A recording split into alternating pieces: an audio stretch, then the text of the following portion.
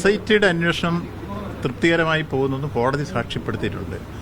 അതിനിടയിൽ കൂടി ED വരുന്നതിൻ്റെ ഉദ്ദേശം പലർക്കും സംശയിച്ചിട്ട് കാണുന്നത്. അത് മാത്രമല്ല, ചിലയിടത്ത് വിവേചനാപരമായ സമീപനം കാണിക്കുകയും ചെയ്തു. ഞാൻ ആദ്യം എഴുതി കൊടുക്കുമ്പോൾ തന്നെ ഈ ആവശ്യം ഉന്നയിച്ചിരുന്നു. ഇത് പറയാനാണ് പറഞ്ഞ ഞാൻ പുറകോട്ടുള്ള എല്ലാ കാലഘട്ടത്തിലെയും കൃത്യമായി അന്വേഷിക്കണം തന്നെയാണ് അന്ന് ഞങ്ങൾ സ്റ്റാൻഡിംഗ് കൗൺസിൽ മുഖാന്തരം ബഹുമാനപ്പെട്ട കോടതി കൊടുത്തത്. കോടതി അതനുസരിച്ച് തന്നെ നിലപാടുകൾ സ്വീകരിച്ചിട്ടുണ്ട്. അന്വേഷണം വളരെ തൃപ്തികരമാണെന്ന് പറഞ്ഞു. SIT നല്ല രൂപത്തിൽ മുന്നോട്ട് നീങ്ങുന്നു.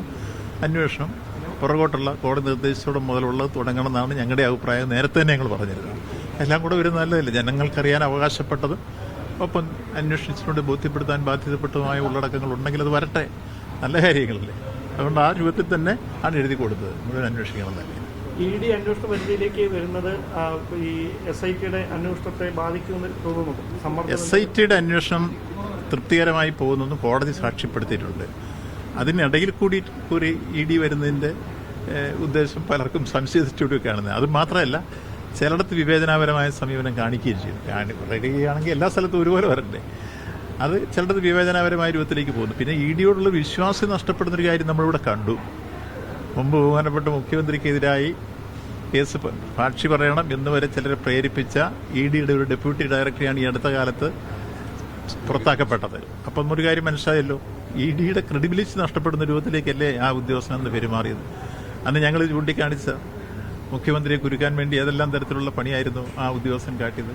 ഇത് തന്നെ ബഹുമാനപ്പെട്ട സുപ്രീം കോടതി EDയോടൊരു ഘട്ടത്തിൽ പറഞ്ഞിട്ടുണ്ട്. ഇവിടുത്തെ മാത്രമല്ല, മറ്റു ചില സ്ഥലങ്ങളിലും ED ഈ കാര്യത്തിൽ രാഷ്ട്രീയ വകപോക്കലോട് കൂടി വിഷയങ്ങളിൽ ഇടപെടുന്നു എന്ന് സുപ്രീം കോടതി തന്നെ സംശയം പ്രകടിപ്പിച്ച ഘട്ടമുണ്ട്. അപ്പോൾ ഇവിടെ നല്ല ഭംഗിയായിട്ട് ആ അന്വേഷണം പോകുന്ന ഘട്ടത്തിൽ അവരെ ഒരു കാരണവശാലും തടസ്സപ്പെടുത്തിക്കൂടുക. മറ്റ് ഇവരന്വേഷിക്കേണ്ട കാര്യങ്ങളൊന്നും അവരന്വേഷിക്കുന്നത് നമ്മളൊക്കെ തർക്കമൊന്നുമില്ല. പക്ഷേ ഈ മുമ്പ് നമ്മുടെ മുമ്പിൽ ഉണ്ടായ അനുഭവം ഞാൻ ചൂണ്ടിക്കാണിച്ചെന്നുള്ളൂ. ഒരു ED വെറും സാധാരണ ഒരു ഉദ്യോഗസ്ഥനല്ല, ഉന്നതസ്ഥാനീയരായ EDയുടെ ഉദ്യോഗസ്ഥനെയാണ് സർവീസിൽ നിന്ന് പുറത്താക്കപ്പെട്ടത് ഈ കാര്യത്തിന്റെ പേരിൽ. അത് ഇനി മനസ്സിലാക്കേണ്ടതാണ്. SITയുടെ അന്വേഷണത്തെ EDയുടെ അന്വേഷണം ഏതെങ്കിലും തരത്തിൽ തടസ്സപ്പെടുത്തും, അങ്ങനെ അത് അവരാണ് പറയേണ്ടത്. ഇപ്പോൾ SIT ഏതായാലും ഭംഗിയായിട്ടാണ്, അതിൽ കോടതി നിയോഗിച്ച ഉദ്യോഗസ്ഥന്മാരാണ്, കൃത്യമായി പോകുന്ന കോടതിയും സാക്ഷ്യപ്പെടുത്തി.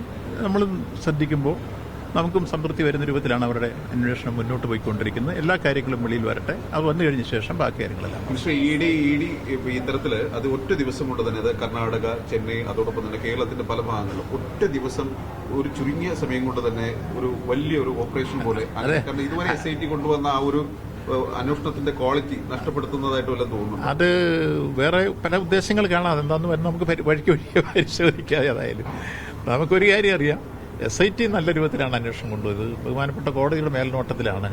നമുക്ക് ആർക്കും സംശയമില്ല. കോടതി സംതൃപ്തി രേഖപ്പെടുത്തി. ആ സംതൃപ്തി തന്നെയാണ് ഗവൺമെന്റിനുള്ളത്. ഞങ്ങളെല്ലാം പറഞ്ഞു കഴിഞ്ഞു. ബാക്കി കൂടെ അന്വേഷിക്കണമെന്ന് കോടതി പറഞ്ഞുകൊണ്ട് പൂർണ്ണമായി യോജിക്കുകയും ചെയ്യുന്നു. ആദ്യ പ്രതികരണം തരുമ്പോൾ തന്നെ സർക്കാരിനൊന്നും ഒളിച്ചു വെക്കാനില്ല, സർക്കാരിന് ആ തരത്തിൽ ആ സ്റ്റാൻഡ് തന്നെയാണ്. യെസ്, ഇപ്പോഴും. അപ്പോൾ അന്ന് ഞാൻ പറഞ്ഞ ആ വാചകം തന്നെ ഇപ്പോഴും പറയുന്നു. സർക്കാരിനൊന്നും മറയ്ക്കാനില്ല. ആ X or Y എന്നും കൂടെ ഞാൻ പറഞ്ഞു. X or Y ആരായിരുന്നാലും അവരെ നിയമത്തിന്റെ ദൃഷ്ടിയിൽ കൊണ്ടുവരണം. അത് തന്നെയാണ് ഗവൺമെന്റിന്റെ എല്ലാ തരത്തിലുള്ള അഭിപ്രായവും. അത് ഞങ്ങൾ അഭിപ്രായം നേരത്തെ എഴുതി കൊടുത്തിരുന്നു കോടതിക്ക്, സ്റ്റാൻഡിംഗ് കൗൺസിൽ മുഖാന്തരം.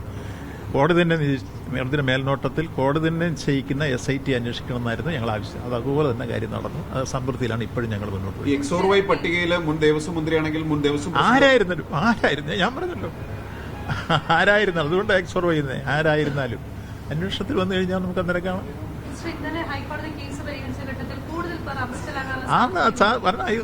അതല്ലേ പറഞ്ഞ ഞാൻ പറഞ്ഞ മലയാളത്തിലല്ല പറഞ്ഞത്. എത്ര പേരുണ്ട്?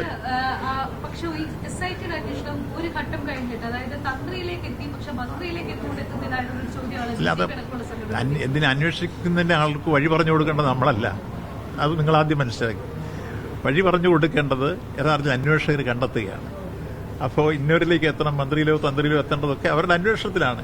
അപ്പോൾ അതുകൊണ്ട് ഈ കാര്യത്തെ സംബന്ധിച്ചോളം നമ്മൾ ഇന്ന വഴിക്ക് പോകണമെന്ന് ഒരാളെ ഉപദേശിക്കുന്നത് ശരിയല്ലോ. ഒരു അന്വേഷണം പ്രഖ്യാപിച്ചു, അന്വേഷിച്ചതിന്റെ റിപ്പോർട്ട് വരട്ടെ, അന്ന് കഴിയുമ്പോൾ ബാക്കി കാര്യങ്ങൾ എന്നിട്ട് പാലിച്ചുകൊണ്ട് ഇതുവരെയുള്ളത് സംതൃപ്തിയാണ് എന്ന് കോടതിയുടെ അഭിപ്രായം രേഖപ്പെടുത്തി. ആ സംതൃപ്തിയോട് ഞങ്ങൾ യോജിക്കുന്നു. ഗവൺമെന്റ് അഭിപ്രായം ആരിൽ അന്വേഷണം എത്തേണ്ടതെന്ന് SIT ആണ് തീരുമാനിക്കുന്നത്, സർക്കാരല്ല. സർക്കാരല്ല. കറക്റ്റ്.